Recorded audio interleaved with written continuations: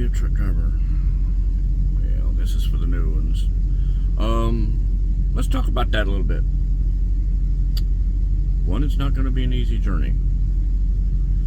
You have to have a good mental mindset. It can be frustrating out here. It can be depressing out here. You're going to be away from your family, especially when you first start. Weeks, up to months at a time when you're training. That's going to be the hard part. Especially if you have a strong social life. You're used to hanging on the weekends, partying a little bit, family gatherings, family functions. That'll have to be put on the back burner when you start this journey. But you got to have a good mental mindset about that before you start. Once you get in your own truck, then you can occasionally set your own schedule. It's not a 9-to-5 job. And technically, it's not a job. It is a career, but if you look at it as a job, you're going to be disappointed. It's a lifestyle. Some people are going to love it. Some people are going to say to hell with it. And that's perfectly fine. But you have to prepare yourself for what's coming. Your first year out here is going to be the hardest. Training is going to be extremely tough if you're with a good company that trains you right and not just give you enough information to get your CDL and stamp a number on your back and shove you out there. So if you're with a training company that's a little on the tough side, be thankful for that. That's what you need. That's what's going to make or break your career. You need to learn everything that you can. Is it going to all absorb? No. It's a continuous learning process. So do your research. Pick the right company to go with. There's a lot of companies out there that are good. That'll get you the proper training and stuff. And, they're quote unquote mega carriers. It'll save you money from getting it done like at just a truck driving school. Usually with some of these mega carriers, cost you hardly anything, if not nothing, if you work for them for at least a year, and satisfy that obligation, and you don't really owe anything for school. So, set time aside, even when you're training, get with your trainer, towards the end of the day and stuff. Don't do it while you're training, while he's trying to teach you, or she is trying to teach you, the ropes, so to speak. So, at the end of the day, reach out, do a little FaceTime with your family, friends, tell them what you're learning, tell them what's going on and stuff out there. That way you keep contact, because it can get very isolated out here. So that's an important mental thing to have right off the bat, that no, one is going to be tough, one is going to be a little isolated, and you're probably not going to get home when you want to, especially during your first year. Put your time in. And with putting your time in, you can't be all that picky. Get a year in. Satisfy that obligation if you go with a company that provided the training, or get a year in under your belt, accident free. That will carry you a long way. The longer you go, the safer you are and no accidents, the better your options will be that you can explore. Different types of hauling, flatbed, tanker, reefer, dry van, specialized freight and stuff. A lot of that stuff, you need 3, 4, 5 years of safe driving under your belt to even get in the gate. So don't expect the whole world that you're choosing right out of the gate. You got to put your time in. You got to build a good safe driving record. But try to get with at least a reputable company your first year. That does carry some weight. So just do your time. And with doing your time, get a good handle on the rules and regulations, stuff like that. And I can't stress enough, be safe, no accidents. Go on YouTube and look up the Smith system. That will give you safety driving tips and points. Following distance, be seen, make sure they see you. Look far enough down the road, stuff like that. It's some good tips. You're 80,000 pounds. This thing ain't gonna stop on a dime. Keep your following distance. You never know who's gonna cut out in front of you, because they're gonna do that every day. Oh my God. We don't get the respect out here from four-wheelers that we should. And these four-wheelers play with their lives every day. And they will just come from the far left lane all the way across the front of your truck to get off that exit. There's been several. I don't know how they don't know how close they came to being spun around and put somewhere they didn't want to be. So just be safe, and it's going to take about a year to start to get it right. Little frustrations and mistakes and stuff are going to happen. Your first year, you're learning. Don't bash yourself. Learn from the experience. But try not to have any accidents. That will help you in the long run. As far as accidents, the most common ones, believe it or not, are sitting right here in this parking lot. At a shipper, at a receiver, in their parking lot. Get out and look. Even if you think you're sure, get out and look. You find you a spot, like I've said in a previous video, walk the spot, especially if it's nighttime. There could be glass in your path. There could be bolts or something to get in your tire. There could be debris that you don't see in the dark. Look up. Don't just look in the parking spot. Actually look up. You don't know what's hanging, what's low, wires, tree limbs, whatever. And that could be anywhere, shipper, receiver, parking lot. But for some reason, when some truck drivers get into parking lots, they turn their safety switch off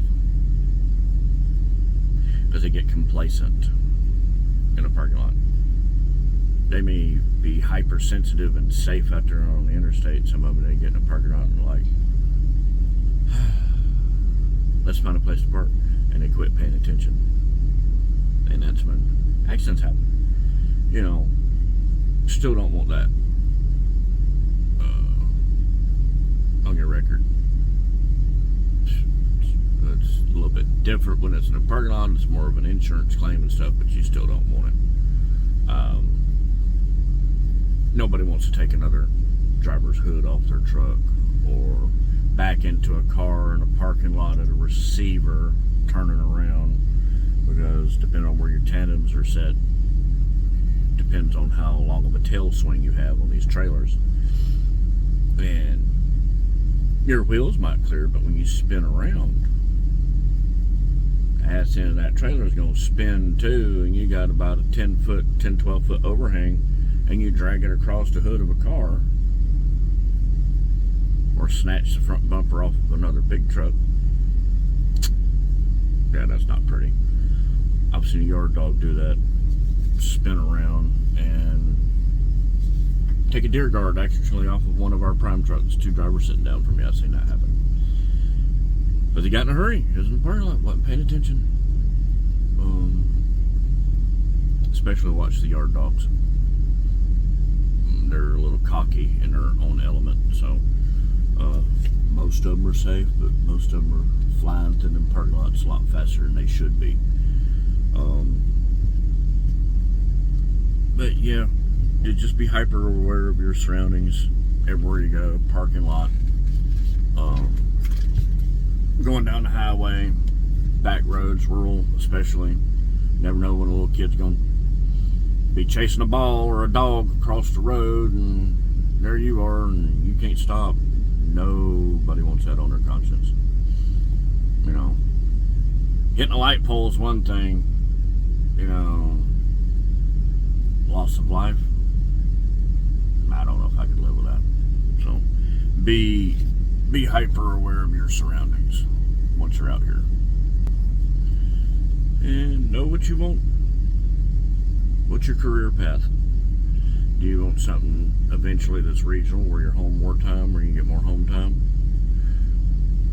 Those companies usually look for like 3 years experience, because it's a little bit more difficult running local than it is out here just burning up the highways.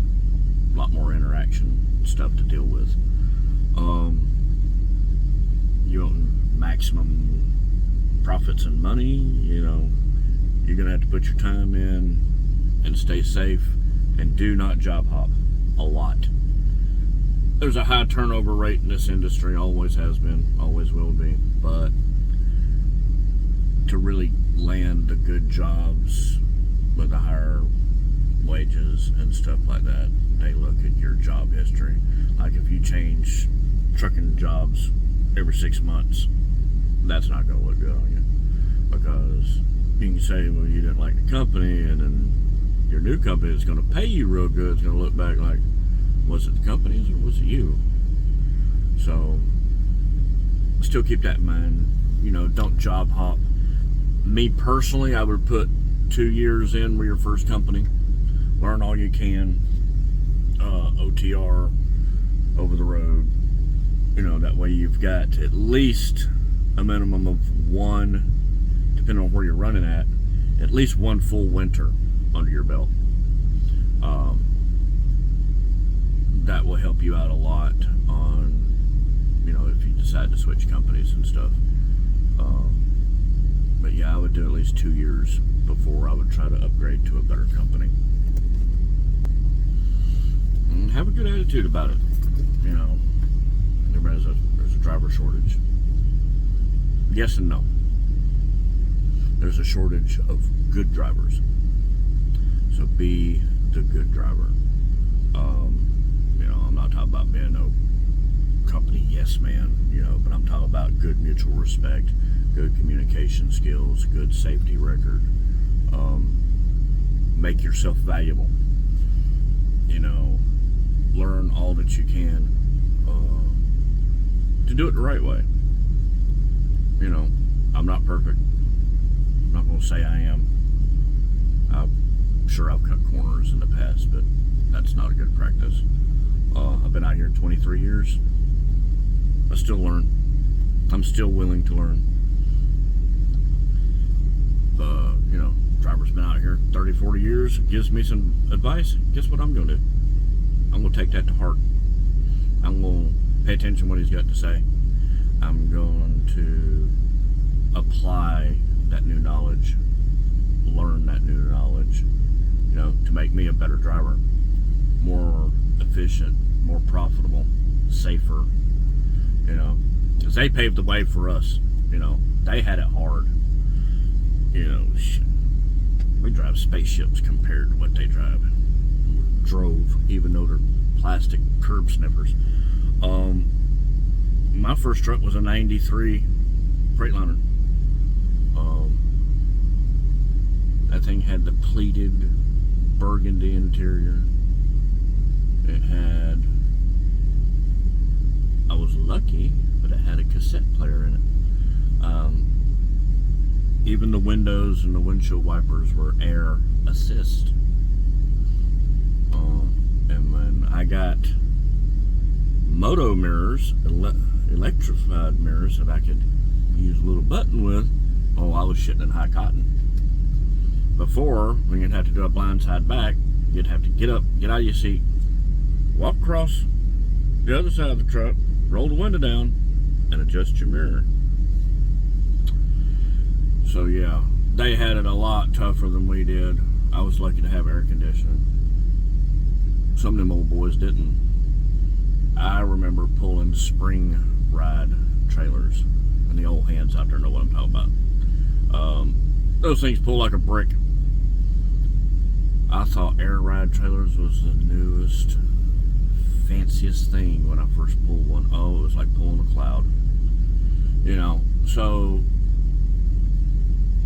they've been through a lot. The hard times, they know what they're doing.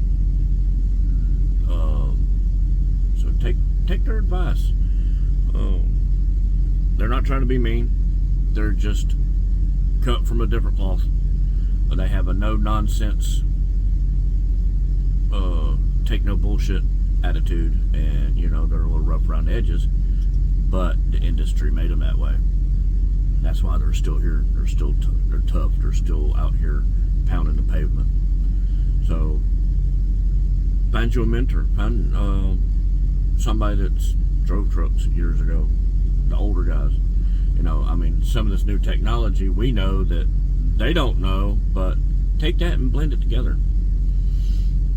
You know, so I'd say find a good mentor. There's a lot of channels out here other than mine on YouTube that you can explore. But basically, safety first, foremost, always. Don't be afraid to learn. Don't be afraid to ask questions. Be kind and courteous to everybody, even when they're not to you. Be the professional. And just have a good positive attitude about it. And being away from home and stuff, if this is not for you, no shame in the game. It's just not for you. You tried. But most of you will make it. I promise you. If you have a good attitude, willing to learn, don't get cocky, don't get complacent, don't get out here and start having accidents. Don't think you know everything just because you got that CDL in your hand, because I'm here to tell you, you don't. I don't. I've had mine since 2001.